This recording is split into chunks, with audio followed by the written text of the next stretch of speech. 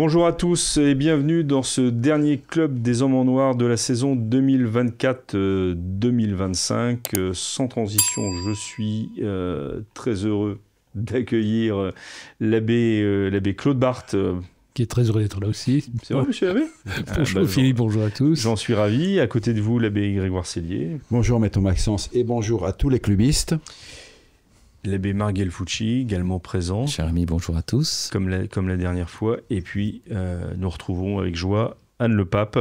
Joie partagée. Merci beaucoup. Je profite aussi pour, avant qu'on nous entrions dans la discussion, présentation de cette émission, pour remercier tous ceux qui nous ont soutenus par leurs dons, qui vont nous permettre donc de redémarrer à la rentrée dans de nouvelles conditions, avec un programme un peu renouvelé. Voilà, je garde tout ça pour tous les détails et toute la présentation pour la rentrée, mais en tous les cas, un très grand merci à vous tous. Alors cette émission est la dernière, elle est un peu particulière, elle va être un peu patchwork, on va essayer d'aborder, je dis bien on va essayer parce que tout dépend si mes invités vont être bavards, d'aborder un certain nombre de thèmes et de sujets plus exactement qui ne sont pas forcément reliés les uns aux autres, mais qui m'ont semblé intéressants. Si nous avons le temps, mais je n'en suis pas certain à 100%, et dans ce cas-là, on le fera en décembre prochain, si on tirait un bilan de l'année 2024-2025, qui quand même pour l'Église a compté, notamment avec un changement de pontife.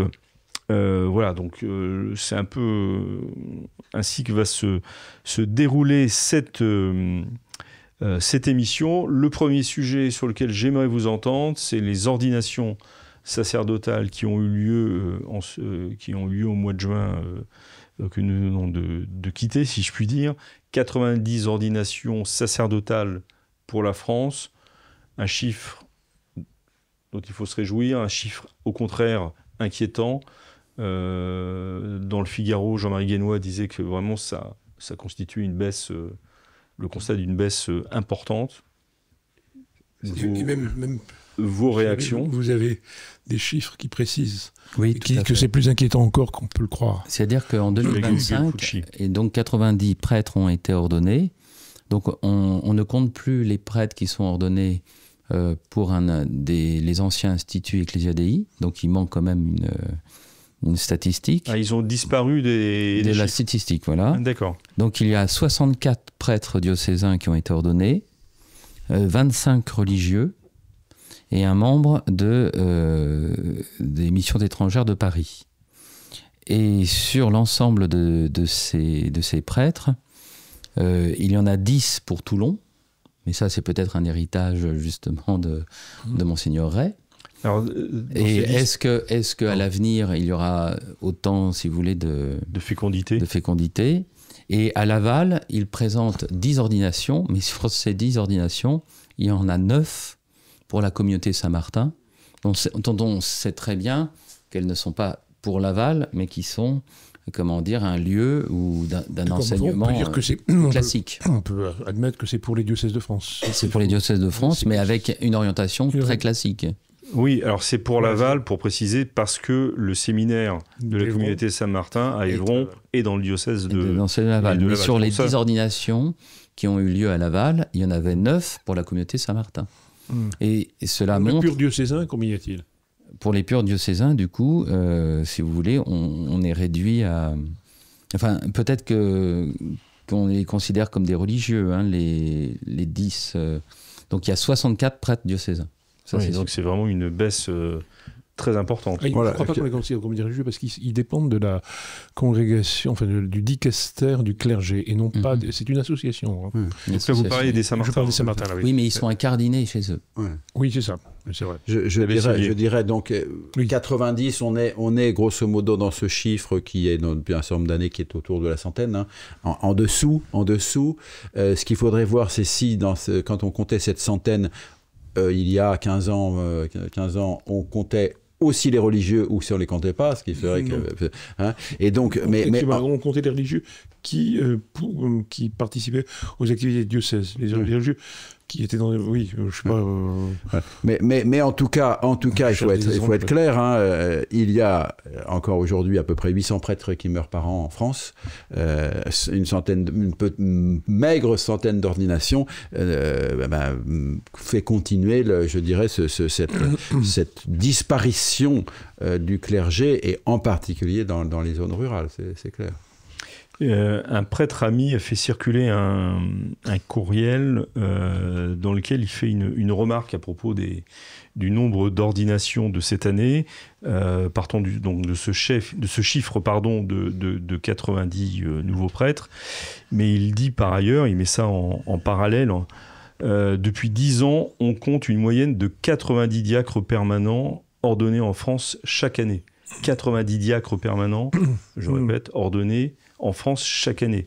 C'est-à-dire que là, on arrive à autant de prêtres que de diacres permanents, et il y en a 90 par an de diacres permanents qui sont ordonnés. Donc, est-ce qu'on ne va pas, pour l'Église de France, vers une église de diacres permanents, en fait? Et une disparition de... C'est peut-être une ordination des diacres permanents en question. C'est un petit peu faux, parce que les diacres permanents sont ordonnés beaucoup plus tard, beaucoup plus âgés que les prêtres. Et donc leur durée de vie, si je puis dire... Ce qui est faux, c'est ma question, en fait. Non, mais ce que je veux dire... C'est pas le chiffre, parce que les chiffres sont... Non, les chiffres sont réels, mais si vous voulez... c'est le sens de ma question on semble voir une parité, mais le différentiel qui doit être probablement d'au moins 30 ans ou 35 ans, fait que ces diacres permanents ne dureront pas en soi aussi longtemps que les prêtres. Hein. Donc il y a une petite... Il répond, hein, dans son message, il répond à ce que vous venez de dire. Il écrit, certes, d'aucuns diront qu'il faut tenir compte d'autres facteurs, âge élevé des diacres permanents et leur répartition, prêtres étrangers servant dans les paroisses, etc. Mais lui suggère quand même que le Saint-Siège se penche sérieusement sur cette question pour donner une orientation. Ce que vient de faire le pape Léon XIV en recevant les séminaristes, en disant qu'il fallait absolument... c'est visiblement un de ses objectifs qu'il n'a pas bien su appliquer quand il était supérieur général des Augustins, qui n'ont aucune vocation. Aucune vocation? Ou très peu. Ah oui, c'est un signe... Alors, cela dit, par rapport à son pape précédent, là, visiblement, Léon XIV encourage les prêtres, encourage les séminaristes, ce qui, certainement, est une meilleure médication que de les engueuler et les traiter de cléricaux. Hein. Voilà, je pense. C'est certain. Ça ne veut pas dire que ça va faire une flambée extraordinaire, mais au moins d'encourager et de dire allez de l'avant et soyez fidèles, c'est plus encourageant que de dire vous êtes victime du cléricalisme. Ça donnera peut-être un peu plus envie quand même à ceux qui se posent des questions. Mais allez, je vous donne juste indépendamment de la vie spirituelle qui est dans le célibat sacerdotal et d'être conformé au Christ, vous avez donc les diacres permanents, ce sont des retraités la plupart du temps parce que on ne souhaite pas les rémunérer. C'est leur retraite qui permet le traitement des diacres permanents. Ils sont mariés, ils ont des enfants, des petits-enfants, mais on ne veut pas leur donner de traitement. Ce sont donc c'est un aspect tout à fait différent. Et à terme, d'ailleurs, pour ceux qui souhaiteront, chez les latins, avoir des prêtres mariés, eh bien, on aura un phénomène d'hommes qui auront un travail pour financer les études de leurs enfants. Et donc, ce seront des prêtres qui seront moins présents.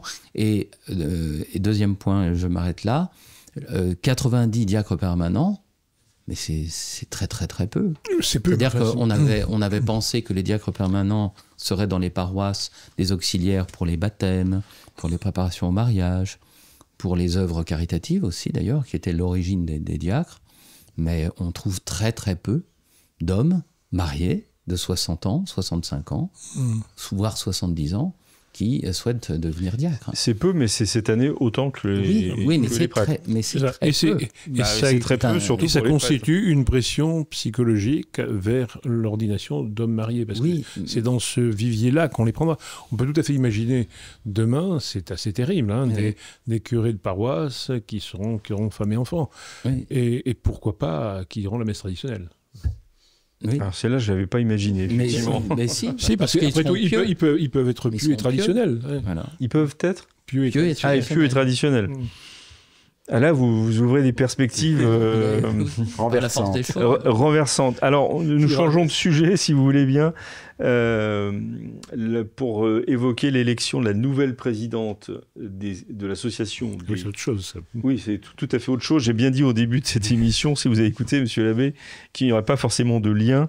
Donc, l'élection de la nouvelle présidente de l'association des scouts et guides de France.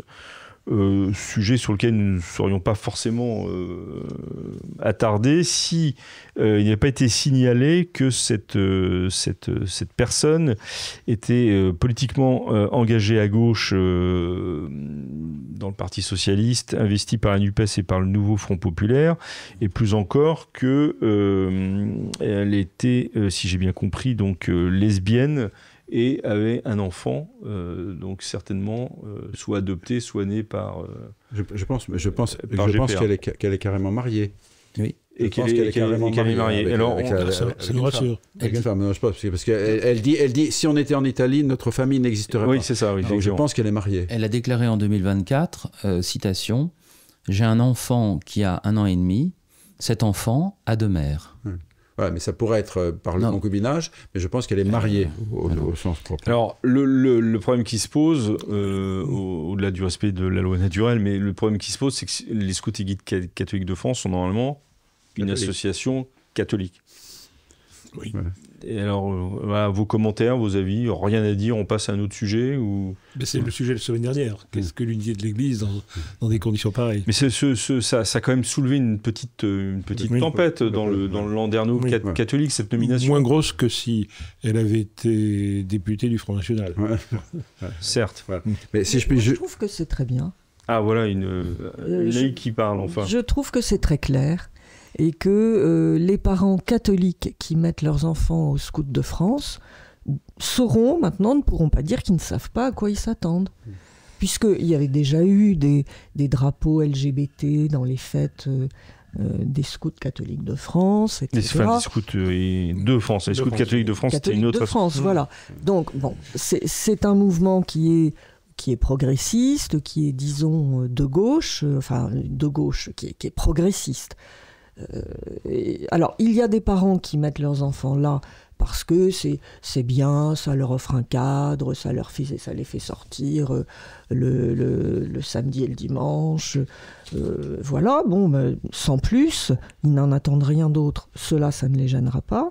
Mais les parents vraiment catholiques, ça pourra les gêner et ils ont le choix avec d'autres troupes, avec d'autres groupes de scoutisme. Donc pour vous, Anne, ça clarifie. Mais quels est les évêques dont-il peint un rôle de surveillance? Si justement, c'est précisément Monseigneur Bozo qui est chargé d'accompagner les mouvements de scoutisme, catholiques évidemment, pas les autres. Dit Monseigneur Bozo? Pour l'instant, rien. D'accord. Enfin, au moment où nous enregistrons cette émission, il n'a encore rien dit. Ça fait quand même tardé. Je ne sais pas, j'espère, mais ça fait plus d'une semaine que cette affaire court quand même. Les aumôniers du groupe ont râlé, de l'association ont râlé, mais l'aumônier se sont opposés. Mais l'aumônier général a dit qu'il était opposé à ce choix, mais qu'il allait l'accompagner dans sa mission. Bon. Alors, je dirais si avec cette élection... Père Cellier, Monsieur l'abbé Cellier, pardon. Voilà, donc si avec cette élection, la chose devient plus visible, d'autant que cette dame coche, elle est très intersectionnelle, donc elle coche plusieurs choses, n'est-ce pas? Je vois que vous avez le vocabulaire. Voilà. Ce n'est pas une nouveauté, c'est pas une surprise. Hein. D'abord parce qu'elle était vice-présidente. Elle était vice-présidente, et donc c'est le cheminement normal. La vice-présidente ou le vice-président devient président, d'accord? Donc il n'y a pas de surprise. Elle était pré-programmée pour ça, et elle était au cœur de l'institution, hein, d'abord. Et donc elle n'était pas différente de ce qu'elle est. Elle n'était pas différente, puisqu'elle est, encore une fois, elle est une élue avec des professions de foi qui sont affichées partout. Il n'y a pas de doute. Et dans sa profession de foi, elle se déclare catholique, et elle se déclare effectivement vivant avec une femme et tout ça. Et pour l'avortement aussi. Voilà, pour l'avortement et tout ce que vous voulez. Bon. Ensuite, parce qu'il suffit de taper sur Internet, sur Google, Scouts et Guides de France et LGBT, et vous avez à peu près tous les 2-3 ans un certain nombre de faits dans ce sens-là. Un calendrier des scouts et guides de France qui est ouvertement LGBT, un rassemblement, ça, une participation à la guéperie, c'est tout ce que vous voulez. De facto, c'est déjà le cas. Sauf que là, ça rend visible, ça rend évident la chose. Donc, je dirais, soit on accepte ce qui a été avant et on dit, bon, ben... Alors, ce qui était très intéressant chez les aumôniers, d'après ce que j'ai lu, peut-être que j'ai mal lu, mais il me semble, c'est qu'en fait, c'est pas sur la question de ses mœurs personnelles qui s'opposent, c'est sur la question de son engagement politique, dans laquelle ils disent non, le scoutisme est essentiellement politique, donc il ne faut pas mélanger. Elle dit, assez justement, elle dit, c'est deux choses différentes. Je suis engagé politiquement par ailleurs et je ne... puis un scoutisme qui n'y bouge pas sur un engagement dans la cité, c'est un peu dommage. Mais... Cela dit, alors, simplement, ce qu'ont opposé les aumôniers, que je trouve pas très spirituel, disons, très spirituel, c'est qu'ils ont dit, est-ce qu'elle pourra négocier avec un gouvernement au nom dans les options politiques serait différente, serait opposée aux siennes. Bon, mais je trouve ça un peu faible par rapport au fait que l'identité catholique de ce mouvement, le mouvement du Père Sevin, du chanoine Cornette, ça m'étonnerait qu'ils bondissent de joie dans leur cercueil en pensant que c'est la présidente, qui par ailleurs était certainement une femme très dévouée et tout à fait sympathique. C'est pas ça la question. C'est un peu politiquement correct. Mais je veux dire, c'est passage obligé. Non, mais c'est quelqu'un qui est certainement dans le scoutisme, c'est beaucoup de dévouement par ailleurs. Je veux dire, mais il y a quand même quelque chose de problématique. Ça, que doivent faire les évêques de France et la virer. D'accord. Ils n'en ont pas le pouvoir. Non, attention, c'est une association autonome. Ils n'en ont pas le pouvoir. C'est une association privée. Voilà. Non, mais je veux dire, c'est le scoutisme. Privé de fidèles, voilà. Mais par contre, ce qu'on peut faire... C'est déclarer qu'ils ne sont pas catholiques. Ça. Voilà. C'est d'une part déclarer qu'ils ne sont pas catholiques, sauf que vous avez plus de 90 000 adhérents, vous avez des locaux dans les paroisses partout. Sur tout le territoire national. Sur tout le territoire national. Ça, c'est clair. Oui. Donc, ils s'opposent clairement à l'enseignement de l'Église catholique. Donc, on leur laisse des locaux paroissiaux. Ce qui pourrait être fait, c'est constatant une dérive complète par rapport, par exemple, à la vertu de pureté dont parlaient quand même les textes fondateurs du catholicisme, du scoutisme catholique, la vertu de pureté. Donc là, on est bien loin. Eh bien, il faudrait qu'il y ait le courage de refonder une autre association. Mais il y a d'autres associations catholiques. Oui, mais si on veut garder les scouts et guides catholiques de France, il faudrait faire une scission et confier les locaux paroissiaux à cette nouvelle association. Ça, c'est pas le rôle des évêques d'organiser une scission. Le rôle des évêques, c'est de dire... Mais le rôle des évêques, à ce moment-là, c'est de retirer le nom catholique à cette association. Ça, c'est clair. Et donc, les locaux de paroisse. Ça, c'est une conséquence. Si on fait un petit lien avec le sujet de notre fourre-tout, là, précédent, donc les ordinations, il faut savoir que la majorité des prêtres sont issus du scoutisme. Et comme la plus grosse association, c'est celle des scouts et guides catholiques, ils sont issus en majorité des scouts et guides catholiques. Et donc, scouts et guides de France. Scouts et guides de France, voilà. Ouais. Les guides de France. Et donc, oui, si vous regardez les biographies des ordonnés, c'est 70% au moins qui viennent du scoutisme. Hein. Oui, mais qui viennent essentiellement des SUF et des Europes. Ah oui. Je ne suis pas sûr. Moi, j'en suis sûr. Oui. Détrompez-vous. Ça, aujourd'hui, c'est plutôt... C'est les SUF et les Europes. Et les SUF et les Europes. Il y a même des évêques qui sont issus des Europes. Donc, Chers amis, vous êtes de plus en plus nombreux à regarder les vidéos du Club des Hommes en Noir et cela nous touche énormément. Mais savez-vous que la plupart des gens qui regardent nos vidéos ne sont pas abonnés à la chaîne de l'Homme Nouveau et ça change tout. Parce que plus d'abonnés, ça veut dire plus de visibilité et donc plus de contenu à vous proposer. Donc si vous n'êtes pas abonné, s'il vous plaît, cliquez sur ce petit bouton, ça prend 2 secondes et cela nous aide énormément. Bonne vidéo. Voilà, très bien sur ce sujet. Donc on continue par un troisième sujet. Alors Anne tout à l'heure se plaignait parce que hors micro, parce que j'aurais annoncé en préparation de cette émission qu'il y aurait un sujet sur les migrants, c'est ça ? Oui. Et que je l'ai complètement oublié. Mais... Au fait que Léon XIV a fait une déclaration en disant que les migrants, il fallait les accueillir bien sûr, et que ils étaient un exemple pour nous, pour notre foi.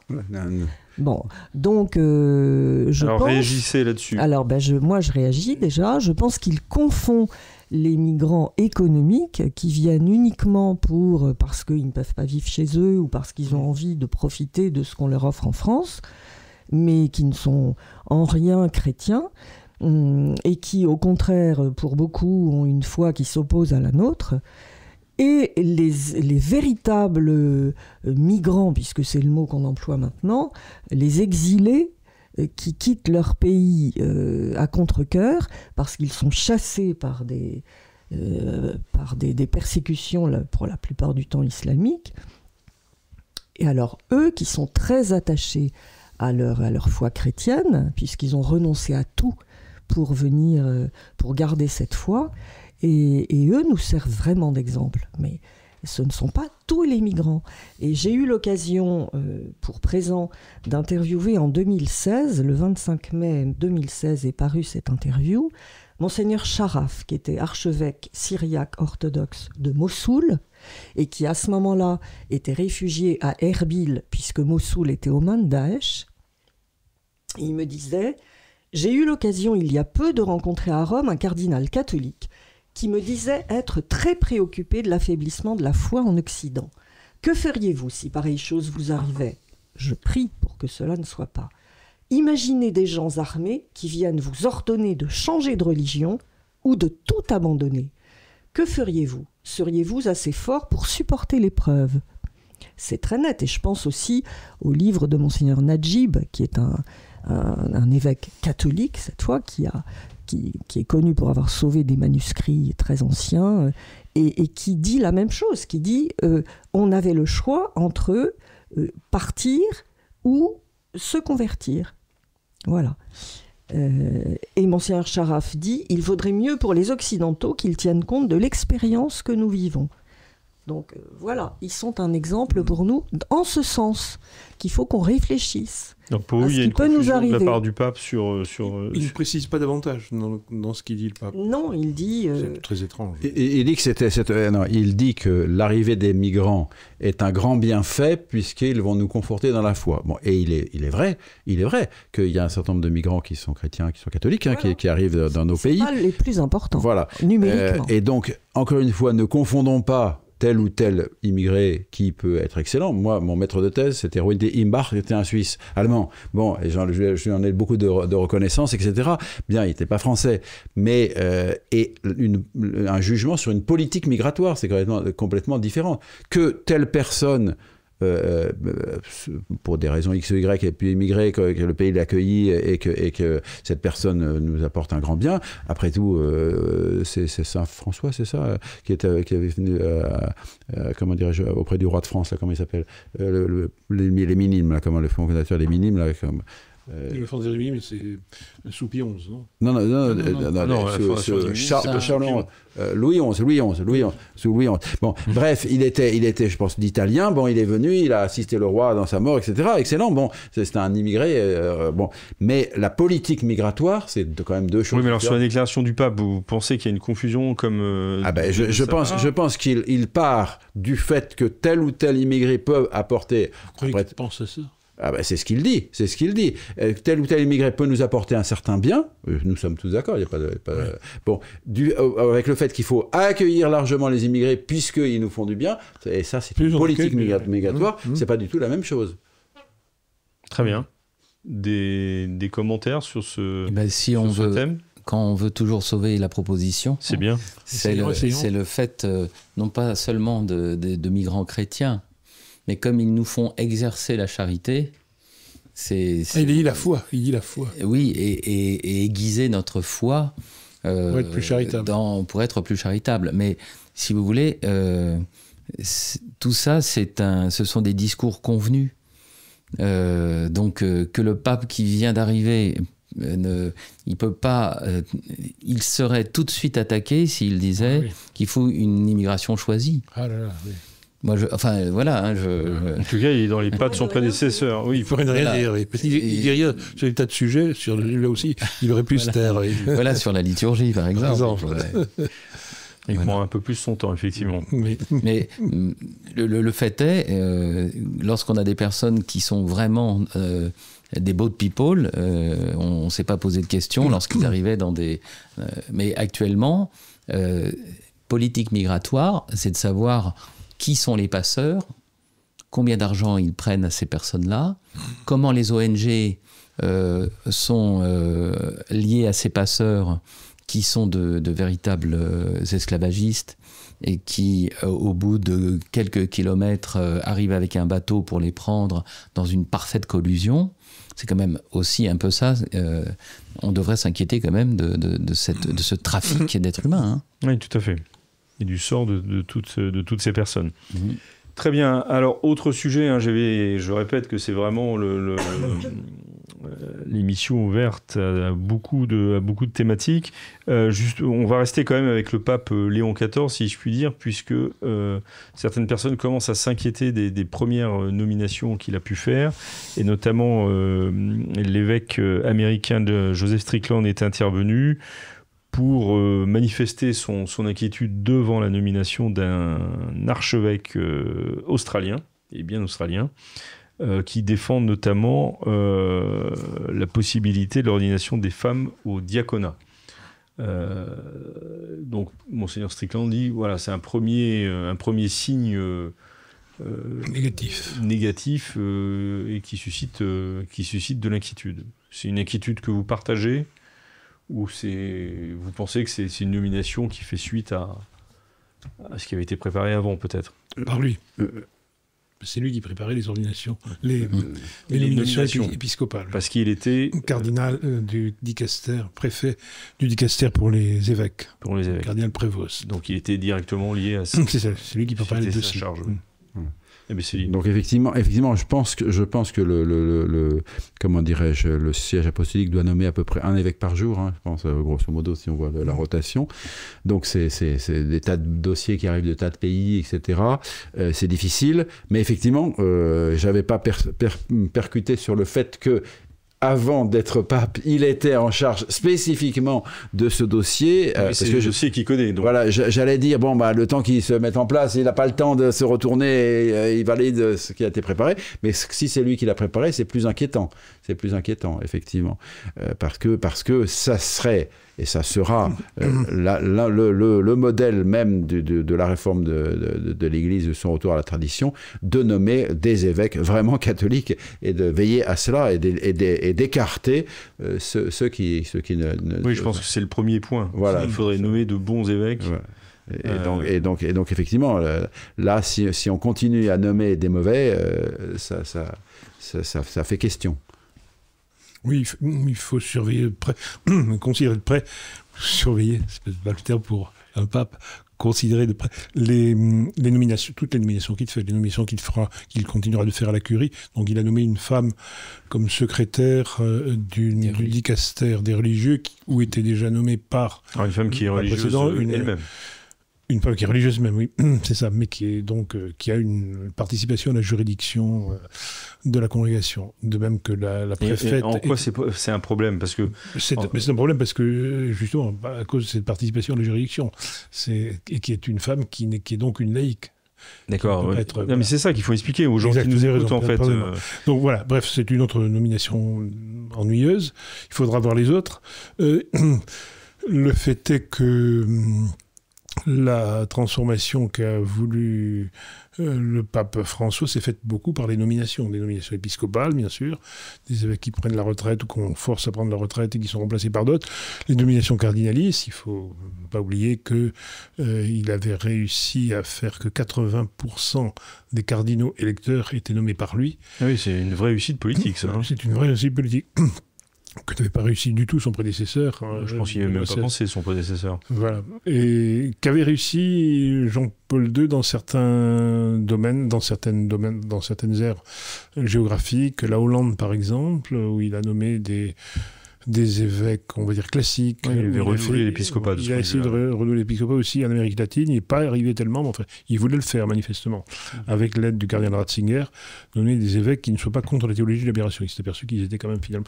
La preuve est que tous les cardinaux, sauf celui de Montevideo, tous les cardinaux d'Amérique latine actuelle, qui ont participé au conclave et qui, paraît-il, étaient les porteurs du pape Prévost, sont d'extrême gauche. Oui, Léon XIV. Je dis pas Prévost comme les...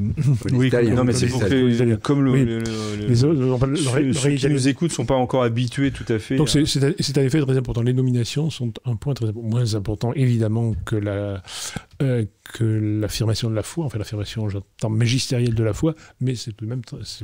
Et ça contribue d'ailleurs à ça. Donc là, ça serait un signe un peu inquiétant. Pour l'instant, voilà, il faut voir. Il faut voir. Wait and see, comme disaient les Anglais. Monsieur l'abbé. Et pour sauver la proposition, c'est bien, ça va être votre rôle aujourd'hui. Comme vous êtes, quand vous êtes préfet, vous voyez pas tous les dossiers que vous signez.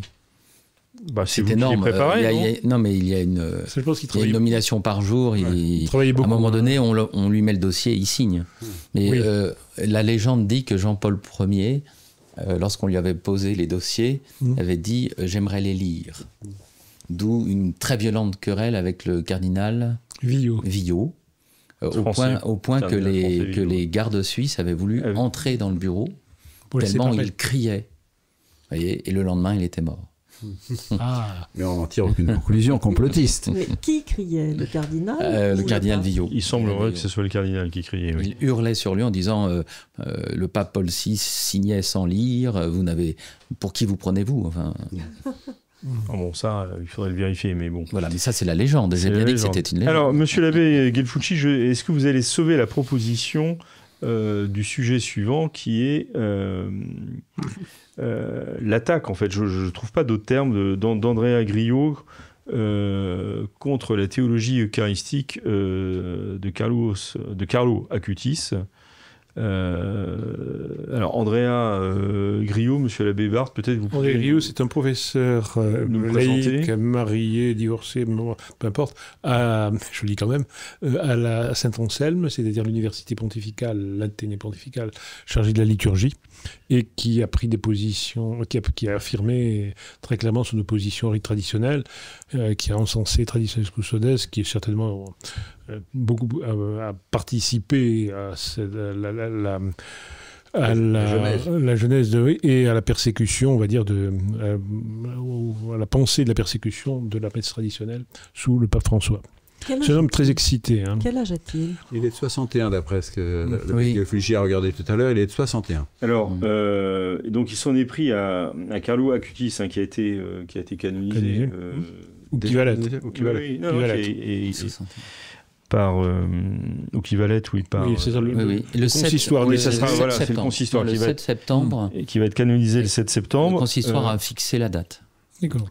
Et donc il s'en est pris à lui. Alors on sait que Carlo Acutis, donc c'est ce jeune geek, comme on dit aujourd'hui, enfin passionné d'informatique, mais aussi qui était passionné des miracles eucharistiques et qui ont eu lieu à travers le monde et qui a organisé le moyen de les faire connaître. Et donc Andrea Grillo s'en est pris à lui, l'accusant de véhiculer, je cite, une théologie dépassée, pesante, obsessionnelle sur l'Eucharistie. Sur l'Eucharistie. Alors cette théologie dépassée, pesante et obsessionnelle, c'est tout simplement la théologie traditionnelle de l'Église, la théologie de l'Église sur la Sainte Eucharistie. Il accuse surtout les prêtres qui l'ont formé, plus que lui. De l'avoir déformé, justement. Oui, en quelque sorte, voilà, lui, il a été une victime. De clichés dévotionnels. Les clichés dévotionnels. Mais moi, je trouve que... Alors, est-ce que vous allez sauver la proposition, là? Ah non, mais c'est extraordinaire. Parce qu'on voit quand même, il a 64 ans et il est totalement dépassé. Parce que je suis à Paris et il y a une dévotion de la jeunesse et des moins jeunes, d'ailleurs, pour Carlo Acutis. Merci de parler des moins jeunes. Qui est extraordinaire. Parce que justement, le cœur de la piété de Carlo Acutis était la présence réelle de notre Seigneur dans la Sainte Hostie.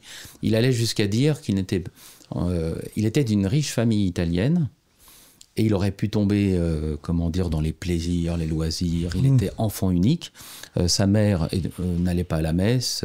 Elle dit qu'elle était la mère d'une femme de 3 communions. Elle avait communié à sa première communion, à sa confirmation et à son mariage. Donc comme on communie à chaque messe à laquelle on assiste de nos jours quasiment, sans distinction, sans examen sur nos dispositions, eh bien, on peut dire qu'elle était allée 3 fois à la messe dans sa vie quasiment. Et donc, le bon Dieu lui met entre les... Elle ne pouvait pas avoir d'enfant. Elle a eu cet enfant naturellement. C'était l'enfant du miracle. Et voilà qu'à 4 ans, il parle du bon Dieu sans arrêt. À 7 ans, il demande la première communion. Et l'évêque du lieu est bien obligé d'accepter parce que ça monte à l'évêque lorsque vous ne voulez pas faire votre communion avec la classe de CM1, CM2 à 10 ans. Mais comme c'est les conditions que Saint Pédis avait rappelées, en fait, de distinguer sa droite et sa gauche du pain ordinaire de l'hostie consacrée, et donc il va profiter de sa riche famille d'assureurs italiens. Il va dire, maintenant, je veux aller à la messe tous les jours. Donc vous avez le majordome, la gouvernante, le chauffeur, sa mère, qui vont se relier tous les jours, depuis son âge de 7 ans, pour aller à la messe tous les jours. Il se confessait toutes les semaines. Enfin, si vous voulez, c'est un ovni. Il vient du 19e siècle, c'est un Saint Dominique Savio. Le bon Dieu fait ce qu'il veut au 21e siècle. Et voilà que cet homme qui pourtant a 64 ans... Alors c'est Griot, là, vous parlez de Griot. Oui, d'André Griot, mais ils sont finis. Non, mais c'est un spécialiste et un formateur. Mais ils sont finis, ils sont déjà enterrés, ces gens-là. Ils sont enterrés par le pèlerinage de Chartres. 19 000, 20 000, avec une moyenne d'âge de 21 ans.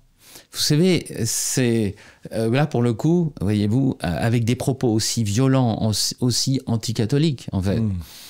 Les choses sont claires. Au moins, les choses sont claires. Et du coup, si vous voulez, toute une partie du clergé, toute une partie des fidèles pourront se rendre compte grâce à des paroles pareilles. C'est vrai. C'est puis après. C'est très vrai. Non, je fais le signe pour dire qu'il faut préciser quand même la critique. Hein, vous avez tout à fait raison, bien sûr. Mais il dit la principale objection qu'il fait au nouveau saint, c'est qu'il dit il passe à côté du fait que le principal dans l'Eucharistie, c'est la communion ecclésiale. Alors, ça, on pourrait le sauver, parce que c'est vrai. C'est ce que dit saint Thomas. Décidément, on va sauver beaucoup. La grâce de l'Eucharistie, c'est la communion au corps mystique. Mais qui passe, en effet, par la présence réelle, par la communion sacramentelle. Donc, ce Carlo Acutis s'unissait au chef et aux membres aussi, parce que dans la mesure où il était particulièrement pieux, il pratiquait une miséricorde et une charité vis-à-vis des plus pauvres, des plus misérables, tout à fait exemplaire. Donc il est complètement à côté, le pauvre Griot. Mais comme par hasard, c'est ce Griot qui s'est frontalement opposé à la messe traditionnelle. Ça tient un peu à son caractère aussi, un peu excité, si vous voulez, dont il parle. C'est une question de caractère ou c'est une question de militantisme? C'est une question de militantisme de fond et aussi de caractère, l'un et l'autre, mais ça va ensemble. Oui, ça va souvent c'est une espèce de Mélenchon, on va dire. C'est joli ça, le Mélenchon de la liturgie. Non, mais, donc, dans sa déclaration, je trouve ça extraordinaire, une théologie dépassée. Ouais. Simplement, Carlo Acutis, d'après ce que j'ai vu, diffusait les miracles eucharistiques. Il avait fait une sorte de musée virtuel auquel on pouvait accéder.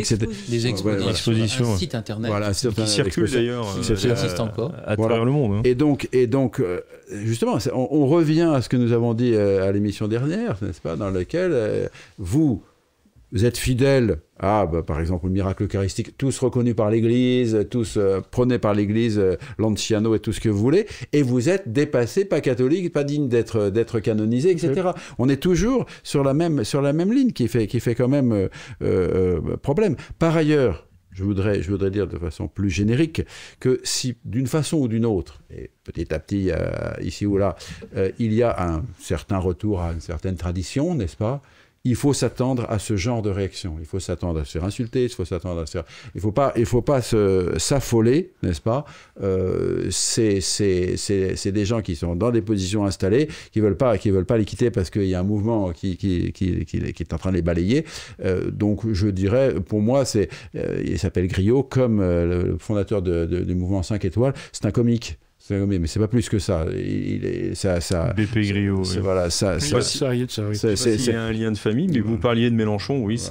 Donc c'est un homme qui ne m'impressionne pas parce qu'il ne m'apporte pas de réels arguments, sauf à dire qu'il y a une nouveauté, l'Église est nouvelle et que tout ce qui est ancien est à jeter au rencard. Alors là, nous sommes, je dirais, à ce moment-là, il y a une discussion qui va se faire, mais là, on ne va pas pouvoir être d'accord, parce que l'Église est une tradition. Mais il est professeur dans une université pontificale. Oui, il enseigne à Saint-Anselme, des prêtres, qui est quand même le lieu où on forme sur la liturgie. Voilà. Donc c'est un peu inquiétant. D'où l'émission dernière, la restauration de l'unité de l'Église se fera notamment en excluant ce qui est contraire à la foi catholique. Chers amis, vous êtes en train de regarder le Club des Hommes en Noir. Je me permets juste de vous dire que saint Ambroise disait que nous ne serons pas jugés sur ce que nous aurons donné, mais sur ce que nous aurons gardé. Vous nous regardez? Eh bien, ne gardez pas pour vous tout cela. Donnez-vous. Allez maintenant dans la description de la vidéo pour effectuer votre don. Un grand merci.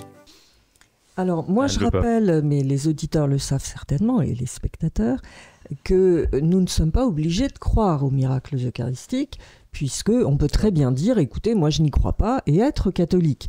Puisqu'il faut savoir ce à quoi il faut croire, et absolument, ça, on n'est pas obligé d'y croire. Simplement, on constate que dans les époques où il y a eu beaucoup d'attaques contre la présence réelle, notamment par les protestants, il y a eu des miracles eucharistiques plus nombreux qu'à d'autres époques. Enfin, il y en a eu tout au long de l'histoire de l'Église, mais particulièrement, je pense au miracle de Faverney, par exemple, en 1608, qui avait lieu chez des moines dont la dévotion était quand même très chancelante, un monastère dédié à la Vierge Marie. Il y a eu un grand incendie, l'ostensoir s'est élevé dans les airs, n'a pas été touché par le feu, donc la présence réelle. La bulle qui parlait des indulgences attachées à ce pèlerinage n'a pas été touchée par le feu, et les reliques qui étaient exposées n'ont pas été touchées, c'est-à-dire toutes choses attaquées par les protestants. Donc c'est aussi une manière de nous aider dans notre foi, et il y a des miracles eucharistiques encore actuellement. Il y en a eu un à Buenos Aires, je ne sais plus les dates, mais récemment, dans les années 90. Il y en a eu en Pologne, en 2013, me semble-t-il. Et il y en a eu un qui vient d'être connu aux Indes. Aux Indes, oui. Donc, voilà, on peut ne pas y croire, mais ce sont des signes qui peuvent nous aider dans notre foi. Et comme nous sommes de pauvres humains qui avons besoin d'être aidés, il ne faut pas mépriser ces signes-là. De fait. Quelque chose à ajouter, monsieur l'abbé Guelfucci, sur ces aides? Une petite pointe. C'est que l'unité de la foi sera justement sur la foi, la morale aussi, les 7 sacrements et l'enseignement et la défense de cette... Et pour réconcilier ceux qui sont trop inquiets de l'interprétation excessive ou comment dire, de ce qu'on peut dire justement du Concile Vatican II ou de la Nouvelle Messe, il faudra se recentrer sur une vérité comme Carlo Acutis n'a pas assisté à la messe traditionnelle. Et pourtant, il se confessait chaque semaine. Il voulait être en état de grâce pour communier. Et il croyait à la présence réelle au point que, lorsqu'on lui a proposé un voyage en Terre Sainte, il a dit « mais ce n'est pas nécessaire parce que quand Jésus est présent au tabernacle, je suis à Nazareth, je suis en Terre Sainte. » Et donc, qu'il ait une foi traditionnelle comment dire, alors qu'il a été justement dans des messes, peut-être à la Saint-Martin chez lui, n'est-ce pas, bien célébrées et autres, ça va bousculer ceux qui pensent qu'il n'y aura que par la messe Saint-Pie V qu'on pourra défendre la foi, qu'on pourra aussi défendre, et c'était intéressant qu'on a lu ce qu'avait dit Monseigneur Valentin, défendre le désir de proposer la foi et de ne pas prendre la liberté religieuse jusqu'à se dispenser de baptiser les juifs, de baptiser les musulmans, les hindous, les bouddhistes, les animistes, et de retrouver justement cette foi catholique. Et à mon avis, Carlo Acutis est un poil à gratter pour tout le monde, qu'il soit bien heureux ou saint, parce qu'il va recentrer, si vous voulez, le combat spirituel sur une piété eucharistique authentique. Voilà, enfin, il y a une piété eucharistique dans un contexte qui, au contraire, affaiblissait cette piété. Mais voilà. Très bien. Mais c'est un miracle. Sur le fait que c'est un poil à gratter pour les traditionnalistes. Oui, non, je pense pas. Un tout petit peu. Un peu, mais il était de bonne foi. Tout à fait. Au sens propre du terme, oui. Non, je pense au miracle, qui n'était pas un miracle eucharistique, le miracle de la Sainte-Épine, dont ont bénéficié les religieuses jansénistes de Port-Royal. C'est un véritable miracle. Oui. Donc, il était très bien parce que ce sont des très pieuses religieuses. Voilà. Était-ce un poil à gratter pour les jésuites? Je ne sais pas. Ah oui, c'est une comparaison. Une comparaison des paraisons, oui. Et M. Abesseillier, pour vous, c'est un poil à gratter, alors Vous dites un poil à gratter. Non, je rebondis, c'est pas moi qui y tiens, c'est pas moi qui ai avancé cette thématique. Très honnêtement, je ne connais pas bien la vie de Carlo Acutis, j'en ai entendu parler, mais je n'ai pas approfondi la chose. Mais ce que je veux dire, c'est que j'en ai entendu parler. C'est-à-dire que des fidèles m'en ont parlé comme ça en passant, etc.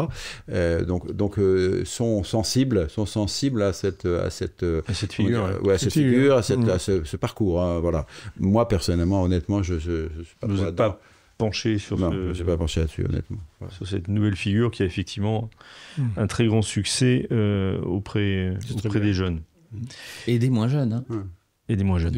Et des moins jeunes, hein, parce qu'il attire... Oui, mais il y a des effets de mode aussi, pardon, mais... Oui, mais... le nombre de livres qui sont parus le concernant fait que les librairies religieuses sont inondées. Mais ça va dans le sens de la foi catholique. Ouais. Ah, mais je ne dis pas le contraire. Des effets de mode comme ça, on en veut tous les jours. Oui, alors sont mis en avant aussi le fait que c'était un geek, donc... Oui, mais c'est faux. Surtout, j'en sais rien, mais... Il a toujours utilisé l'informatique pour diffuser la foi. Et c'est vrai qu'il a eu un don, puisqu'à 11 ans, il encodait un site internet qu'il ne pouvait pas... Enfin, humainement... il a pris des livres universitaires pour encoder. Il y a peut-être une aide, particulière. Hein. Mais voyez-vous, sur son petit ordinateur, il a fait une toute petite vidéo qu'on a découverte après sa mort, et dans une spiritualité extrêmement catholique, voire même doloriste. Il est là, il fait... Et il se filme, et on le voit, c'est assez impressionnant. Je vais mourir, et c'est extraordinaire. Je vais voir Dieu. Sto a morire. Et il dit sto a morire et je vais mourir. Et il avait dit à sa mère, je ne vivrai pas longtemps et tu auras d'autres enfants. Et elle aura des jumeaux, je crois des feux jumeaux après sa mort. Et on est en plein surnaturel, c'est-à-dire que cette brave femme est complètement convertie. Le majordome qui était brahmane hindou est devenu catholique, mais elle a eu une vision de saint François d'Assise. Il était très dévot à saint François d'Assise. Voilà que saint François d'Assise apparaît en songe à sa mère et lui dit, mais très tôt, tu auras d'autres enfants, parce qu'il vient de mourir, et ça a été... En une semaine, il est mort d'un cancer foudroyant à l'hôpital, et il était très paisible, il allait vers Dieu, quoi, comme au 19e, comme au 16e, comme au Moyen-Âge. Et donc, il dit à Saint François d'Assise, quand même, on est en plein surnaturel, et j'aime beaucoup, je suis mystico-nago. Donc, Saint François d'Assise dit à la mère de Carlo... Je suis mystico-nago, quelle déclaration. Oui, mais c'est beau, parce qu'il dit, vous allez avoir d'autres enfants, hein, et ça va s'appliquer, alors qu'elle n'arrivait pas à avoir d'enfants, que le Carlo était un enfant de miracle, elle va avoir des jumeaux en plus, et Carlo sera canonisé. Si vous voulez, c'est pas parce que vous êtes une femme du PDG de l'équivalent d'AXA Italie que vous avez les moyens d'obtenir la canonisation de votre fils. Hein. Vous pouvez toujours essayer, ça sera pas... Je sais pas, moi j'ai pas les moyens en question. Voilà. Mais donc, on lui avait annoncé que son fils serait canonisé. Et si vous voulez, elle, le 7 septembre, voilà, elle sera là et elle vivra de l'accomplissement de révélations privées. Donc, on n'est pas obligé de croire que la Vierge Marie soit apparue à Lourdes. Par contre, quand l'Église se prononce, on ne peut pas s'y opposer publiquement. Vous voyez, un miracle eucharistique, on ne peut pas dire « il n'a pas eu lieu ».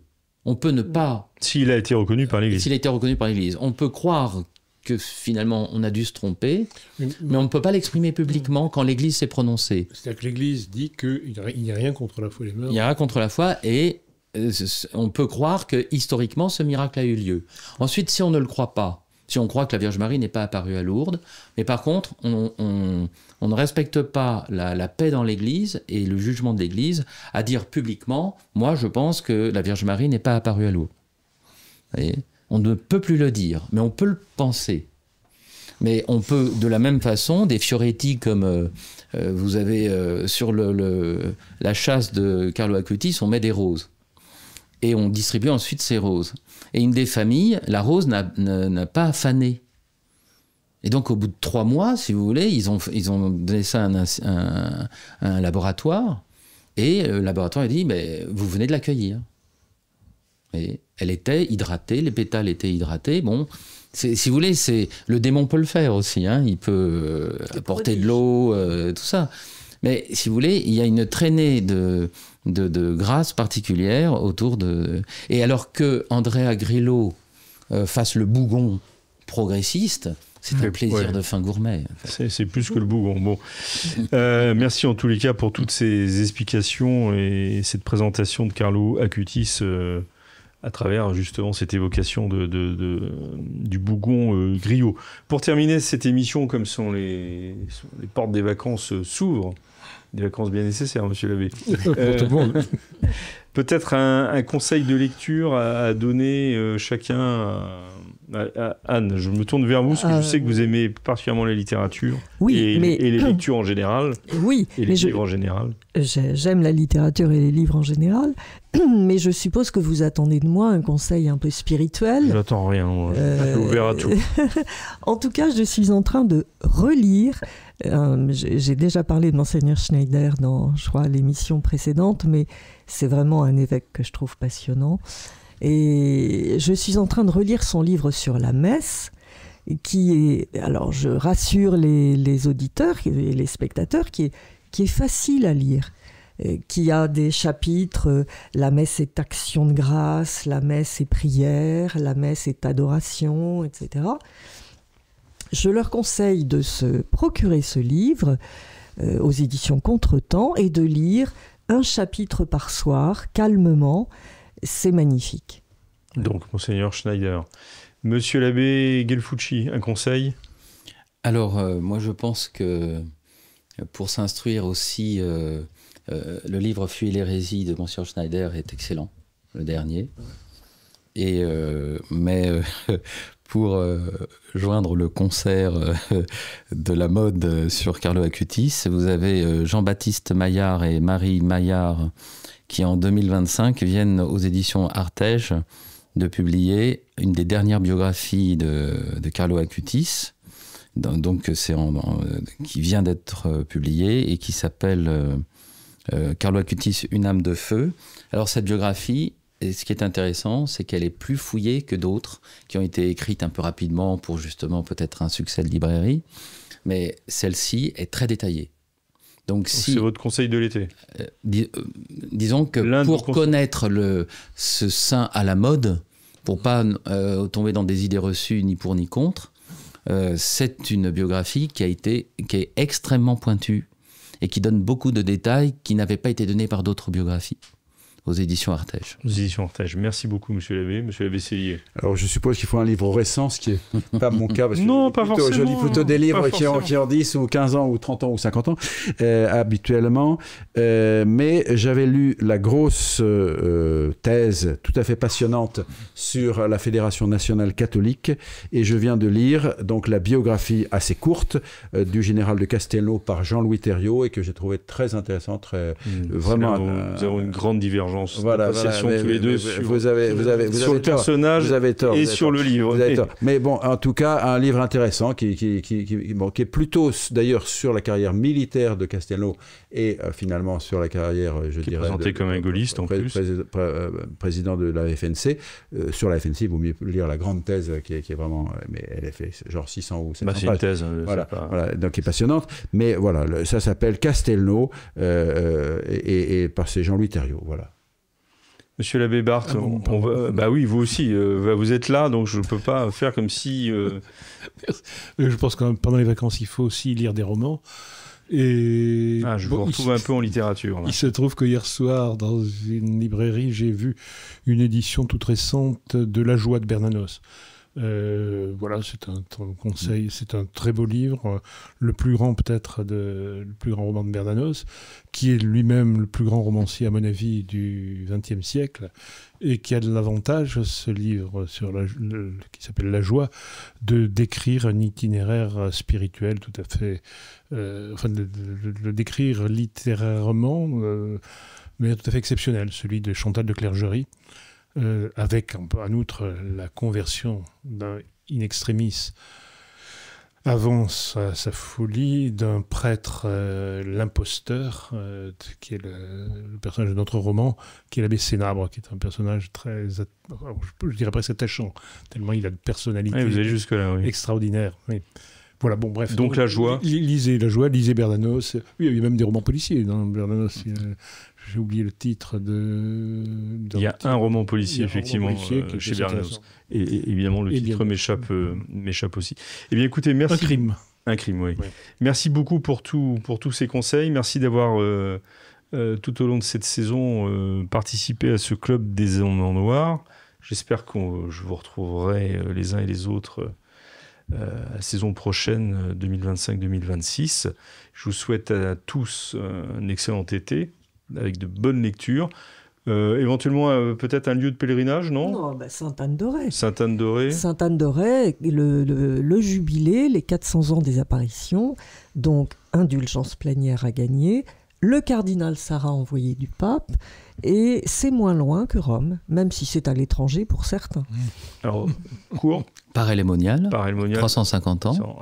Et j'ai découvert Cotignac la semaine dernière, et j'en suis encore émerveillé. Il faudrait qu'on fasse une émission sur Cotignac. Évidemment, un pèlerinage. Nous sommes en plein dans cette année, le jubilé romain, bien sûr, le grand jubilé romain des 25 ans, qui est bien sûr une grande dévotion catholique depuis 1300, me semble-t-il, du premier jubilé. Oui, mais vous vous associez à Je m'associe, d'autant que vous pouvez préparer le pèlerinage Summum Pontificum du mois d'octobre à Rome pour le jubilé, justement, et l'anniversaire, le 100e anniversaire de Quas Primas. Merci beaucoup. Nous nous retrouvons, j'espère, cette fois-ci l'année prochaine. En attendant, que Dieu vous garde. Au revoir.